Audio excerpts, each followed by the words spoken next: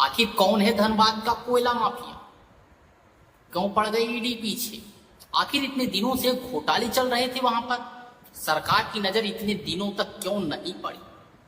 क्या इसमें जो है हिस्सेदारी नहीं गई, इसलिए ये वक्त दृष्टि जो है अब जाकर पड़ी? क्या है इसका असली राज? आखिर कौन है धनबाद का कोयला माफिया? अरे भागो भाई, ईडी आ गई। धनबाद में जिस तरह से तुम लोगों ने कोयले का बंदर बांट किया था, और जो है बीसीसीएल ने हाय तौबा जो मचा रखा था, केंद्रीय गृह मंत्री अमित शाह की दृष्टि तो पड़नी थी। इस बार दृष्टि ऐसी पड़ी कि सीधा उन लोगों पर सर्जिकल स्ट्राइक हुआ। कोयला चोरी के असली खिलाड़ी हैं मानो किंग। जिस दिन गृह मंत्री अमित शाह ने पहली बार बैठक की, उस दिन से उनको समझाया जा रहा था संभल जाओ, लेकिन वो लोग मानने वाले कहाँ थे? सबक बैठे होते तो रहता था। और जब जो है सीआईएसएफ की कार्रवाई शुरू हुई, तब भी इनको चेतावनी दी गई थी, इस कार्रवाई को हल्के में मत लेना। धनबाद में केंद्रीय एजेंसी के अधिकारी बैठे हैं, जैसे कोयला माफियाओं पर ही नजर बनाए हुए हैं। तुम भी लोगों को लगा था हम लोगों को थोड़ी कोई छू पाएगा। बोल रहे थे जो कर रहे हो मत करो, नहीं तो वो दिन दूर नहीं जब सन्नी की 7.5 लग सकती है। खबरों के मुताबिक ईडी की दस्तक हुई। एक साथ रांची और कोलकाता से पहुंचे ईडी अधिकारियों ने 25 ठिकानों पर छापेमारी की। ईडी के अधिकारियों को ऐसा सटीक जगह पर जो है सर्जिकल स्ट्राइक किया है उन्होंने, मानो सैटेलाइट से निगरानी कर रहे थे। ऐसे कोयला माफियाओं पर इस बार हाथ डाला गया है। कहें तो कोयला के जो है अवैध कारोबार के रचयिता हैं ये लोग। पहला नाम हरिंदर चौहान। इनके बारे में कम ही आप जानते थे, लेकिन जानकारी इकट्ठा किए तो पता चला कि साहब जो है पैसों पर ही सूते हैं। हरिंदर चौहान ने बैंक पर भी भरोसा नहीं रखते। सूद बताते हैं कि साहब जो है नोटों की गड्डियों को बोरा में बांध कर घर में रखते हैं, मानो जैसे नोटों की खुशबू ही इनके लिए नशा हो। जब तक नोटों की गंध नहीं मिलती, साहब को भाई साहब नींद नहीं आती। सूत्रों के हवाले से खबर मिली है कि हरिंदर चौहान विगत सालों में 16,000 ट्रक कोयला चोरी करवाकर बेच चुके हैं। एक अनुमान के अनुसार एक ट्रक पर जो है करीब 50,000 बस्ता, मतलब 16,000 ट्रक निकाल चुके हैं ये कोयला। आंकड़ा निकाला गया तो 800 करोड़।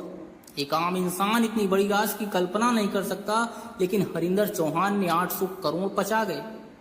कोई बात नहीं, जब हिसाब हो ही रहा है तो पता तो चलेगा ही।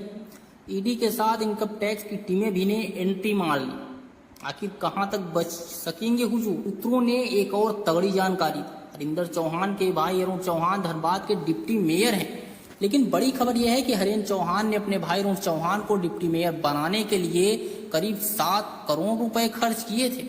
ईडी की टीम वहां नहीं पहुंच पाई जहां हरिंदर चौहान का काला चिट्ठा, उस इंसान के पास नहीं पहुंच पाई जो हरिंदर चौहान के चोरी का कोयला बेचता था। नाम है सोनू सिंह। इतना बड़ा मास्टरमाइंड है कि रातों रात कोयला चोरी की सूची में नंबर 1 पर आ गया। ये वही सोनू सिंह है जो न सिर्फ हरिंदर सिंह बल्कि धनबाद में कोयला चोरी नेटवर्क के हर एक तार से जुड़ा हुआ है। हमें तो लगता है अगर सोनू सिंह पर हाथ डाला गया तो केंद्रीय एजेंसियों का काम और आसान हो जाएगा। लेकिन ईडी सूत्रों के अनुसार बड़ी खबर यह है कि ईडी द्वारा की गई छापेमारी में सोनू सिंह के खिलाफ सबूत देने वाले कागजात जो है वो हाथ लग गए हैं। वो दिन दूर नहीं जब सोनू सिंह के नाम का भी पर्चा कट सकता है।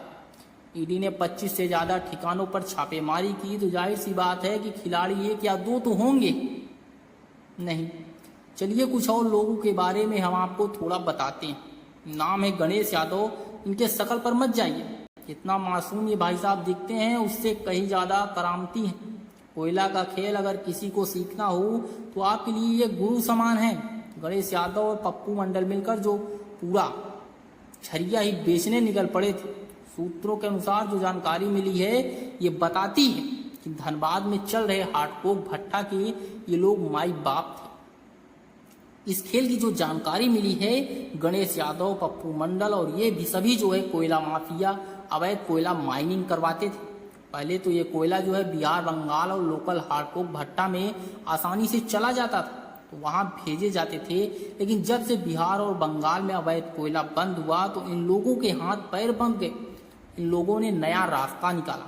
कोयला का अवैध माइनिंग करवाकर धनबाद के ही हार्डकोर भट्टा को देना शुरू कर दिया।